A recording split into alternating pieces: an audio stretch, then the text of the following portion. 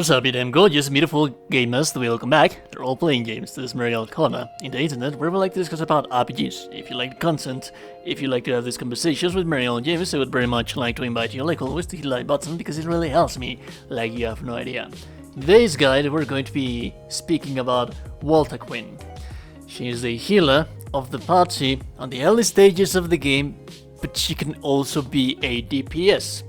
So, yes, she's a mage, she can be a DPS, or she can be a healer. We're going to be speaking about how can we make that happen.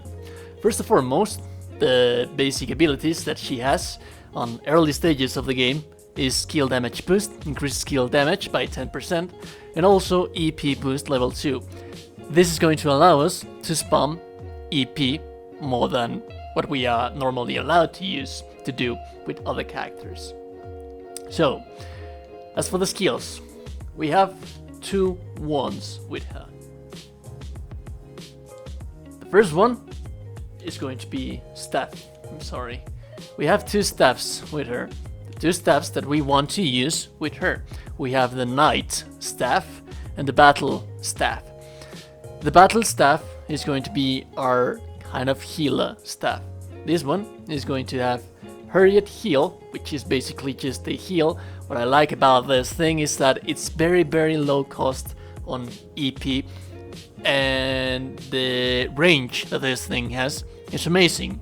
So you will be able to heal your enemies from as far away as possible and as many times as possible if you do not want to be using her as a DPS.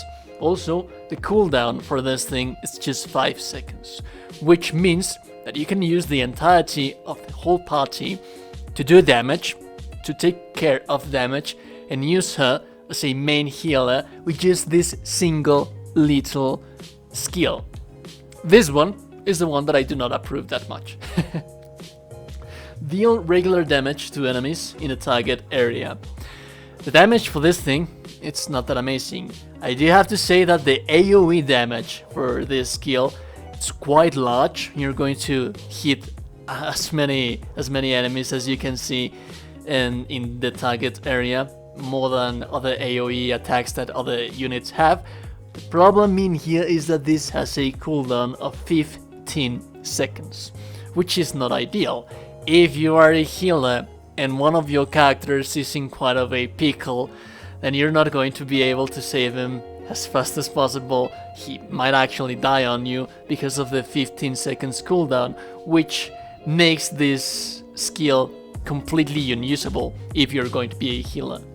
On the other hand though, we have the knight staff, and this could be a kind of a DPS. We have pandemic. Inflicts freeze on enemies in the targeted area.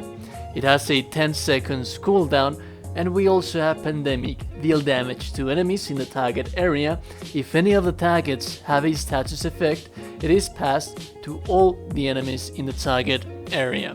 This is mostly going to be useful if you have like poison abilities with other characters like Andreas, for example. If you decide to use Andreas as a poison kind of attacker instead of a mainly one damaging skill unit, then this is going to allow you to do that, to spread the poison on all of the other enemies.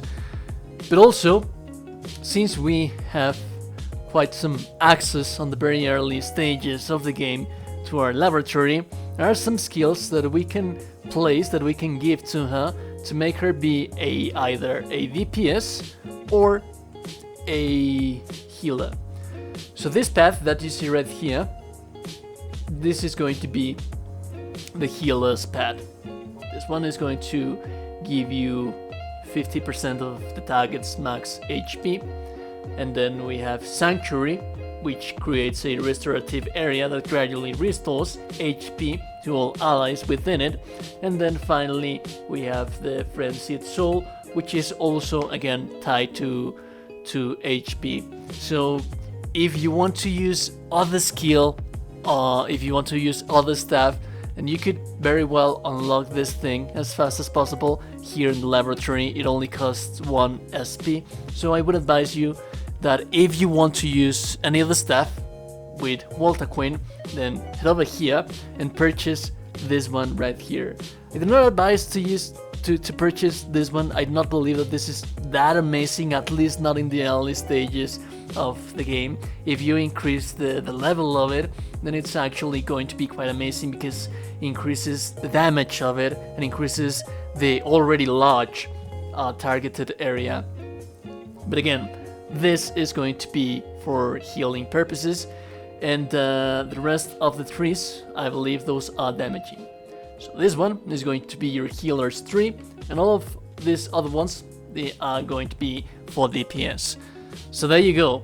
It's up to you. Now, just as a side note, if you actually do manage properly your units in the battlefield, you do not need a healer that much. If you manage to gather your healing orbs to micromanage your actions and do not get hurt as much as possible, and manage well your tank and DPS, then you probably do not need a healer. Although I like to have always a healer, because it's something basic for me in video games. But there you go, that's everything you need to know about Waltaquin and how to build it in the first stages of the game. We'll talk about that later when we get to later stages of the game. That being said, remember that if no one has told you today, you're a gorgeous and beautiful person. You're indeed a gorgeous and beautiful person. Have a beautiful day.